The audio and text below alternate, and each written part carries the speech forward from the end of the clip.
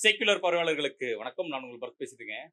தமிழக வெற்றிக் கழகத்தினுடைய தலைவர் விஜய் அவர்கள் மகளிர் தினம் முன்னிட்டு சில வாக்குறுதிகள குடுத்திருக்காரு. கட்சியினுடைய வாக்குறுதின்னு சொல்லி பெண்களுக்கு அப்படியே அள்ளி வீசியிருக்காரு. அது என்னங்கிறத பத்தி தான் நம்ம இந்த வீடியோல பார்க்க போறோம்.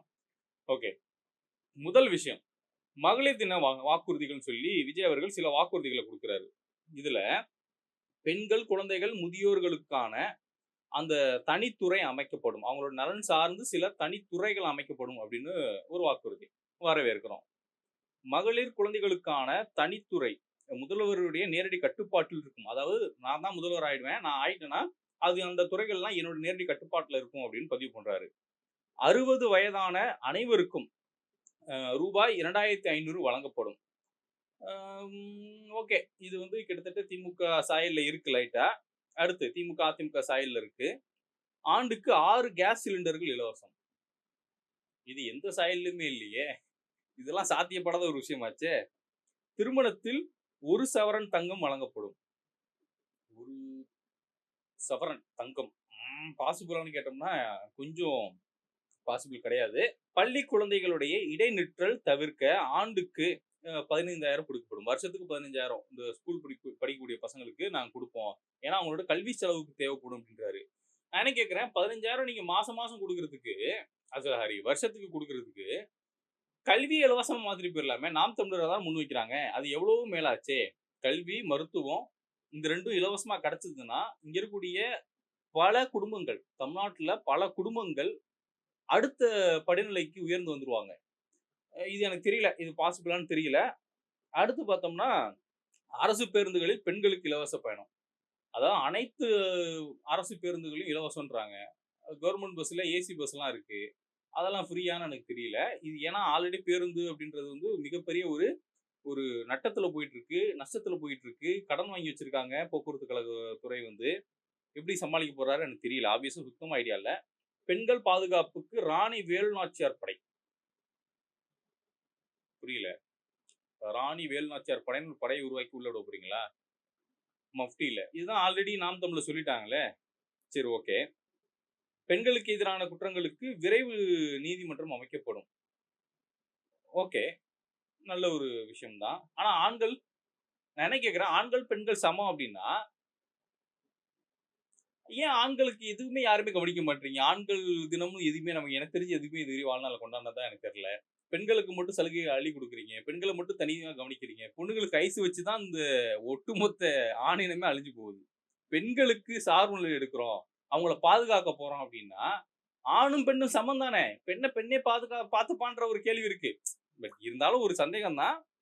பட் இங்க பிரச்சனை என்னன்னா, பெண்களுக்கு நீங்க ஓவரா நீங்க குடுக்கக்கூடிய இந்த கவனம் என்ன ஆகுதுன்னா, இன்னொரு கட்சி வந்து என்ன பண்ணுவாங்க, நாங்க டக்குனு ஆண்களுக்கும் நாங்க இலவசம் குடுக்குறோம்பாங்க. இப்ப அதிமுக குடுத்துருக்காங்கல்ல அந்த மாதிரி. அடுத்து பார்த்தோம்னா, பெண்களுக்கு அதாவது பிறக்கும் குழந்தைகளுக்கு தங்க மோதிரம் வழங்கப்படுமா? இத என்னால ஏத்துக்கவே முடியாது. இது ஒரு மிகப்பெரிய ஒரு ஸ்கேம் லிட்டரலா. ஏன்னா, இலவசம் இலவசம்னு சொல்லி தான் திமுக, அதிமுக இங்க இருக்கக்கூடிய திராவிட கட்சிகள் குடுத்துட்டே இருக்காங்க. அப்போ வந்து இது ஸ்கேம் தான் நெனைக்கிறேன். இது மாற்றத்துக்கான அரசியல் மாரி எனக்கு தெரியல. அடுத்து சுய உதவி குழுக்களுக்கு 5,00,000 வட்டியில்லா கடன். நான் மறுபடியும் சொல்றேன். இப்ப இவ்வளவு தூரம் படிச்ச எதுவுமே எனக்கு திருப்தியா இல்ல. ஏன்னா இது எல்லாமே திமுக, அதிமுக இந்த மாரி திராவிட கட்சிகள் குடுக்கக்கூடிய இலவசங்கள தான். ஃப்ரீபீஸ நீங்க எதிர்த்து தான் ஆகணும். இங்க இலவசம் குடுத்து தான் மக்கள் இங்க நாசம் விட்டு நடுத்தெருவுல போய் நிக்கிறாங்க. அப்ப மக்களுடைய தேவைக்கு இங்க என்ன வேணும்? ஆரம்பத்துல விஜய் சொன்னார்ல, வீட்டுக்கு ஒரு அரசு வேலையா சம்திங் ஏதோ வீட்டுக்கு ஒரு வாகனம் வந்து நாங்க குடுக்க மாட்டோம். அவங்க ஒரு வீட்டுக்கு ஒரு வாகனம் இருக்கிற அளவுக்கு நாங்க பொருளாதாரத்த மேம்படுத்துவோம்னாரு.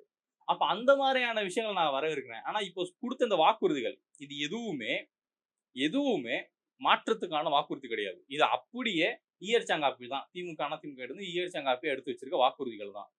ரொம்ப எனக்கு பர்சனலா நான் பேச வேணாம்னு நெனைக்கிறேன். பட் சங்கீதா அவர்கள் சமீபத்தில ஒரு பெட்டிஷன் போட்டிருக்காங்க. அதுல வந்து விஜய் அவர்களுடைய வீட்ல எனக்கு தங்கணும். அதுக்கு வந்து நீதிமன்றம் எனக்கு கொஞ்சம் ஏதாவது கொஞ்சம் பார்த்து பண்ணுன்னு சொல்லி கேட்டிருக்காங்க.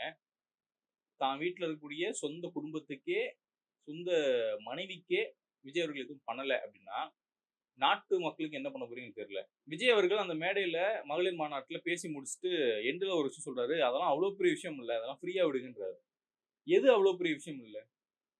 சமுதாயத்துல ஒரு பொண்ணு பாதிக்கப்பட்டா, அது பெரிய விஷயம் தானே! உடல் ரீதியா ஒருத்தவங்க அபியூஸ் பண்ணா தான் அது வந்து தப்புன்னு கிடையாது. மன ரீதியாவும் யாரு பாதிக்கப்பட்டாலும், யார் ஒருத்தவங்கள பாதிச்சாலும் அதுவும் தப்பு தான். அதுவும் தப்பு தான். இங்க பொண்ணுங்கள பொதுவாவே இந்த சொசைட்டி எப்படி பாக்குதுன்னா, வெறும் ஒரு ஒரு பாலியல் சம்மந்தப்பட்ட ஒரு பொருளா பாக்குது. ஆண்கள வெறும் ஏடிஎம்மா பாக்குது. உண்மைக்குமே இந்த சொசைட்டியோட கட்டமைப்பு அப்படிதான் இருக்கு.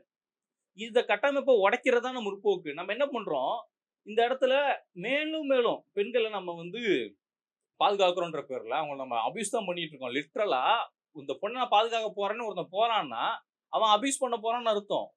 லிட்டரலா அவன் அபியூஸ் தான் பண்றான். அந்த பொண்ணு என்ன பண்ணும்னா, டக்குனு ஓகே.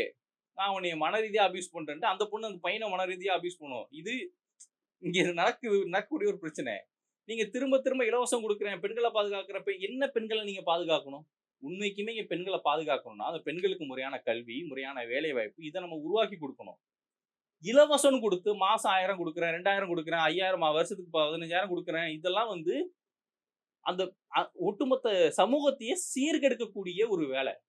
இது இது இது நம்ம ஏத்துக்கவே கூடாது மொத. எனக்கு தெரியல. மார்ச் 10ஓ, 11ஓ சம்திங் வந்து விஜய் அவர்கள் அவங்களுடைய வேட்பாளர்களுடைய நேர்காணல் வந்து நடத்த போறாராம். உண்மைக்குமே சொல்றேன்.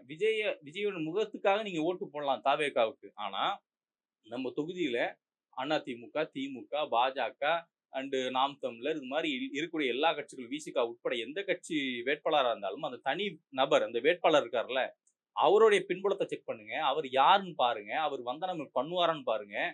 ஏன்னா, இங்க எல்லாரும் எம்ஜிஆர் பேர யூஸ் பண்ணி, கருணாநிதி பேர யூஸ் பண்ணி, அம்மையார் ஜெயலலிதா அவர்களோட பேர யூஸ் பண்ணி, இங்க வந்து ஆட்சி பண்ணலாம். ஆனா, அவங்க ஊழல் பண்ண மாட்டாங்க அப்படிங்கிறதுல நமக்கு வாக்குறுதி குடுக்க மாட்டாங்க. 2வது விஜய் சொன்ன எதுக்குமே காலகட்டம் நிர்ணயிக்கப்படவே இல்ல. திமுக ஆட்சிக்கு வந்தாங்க. ஆட்சிக்கு வரும்போது என்ன சொன்னாங்க?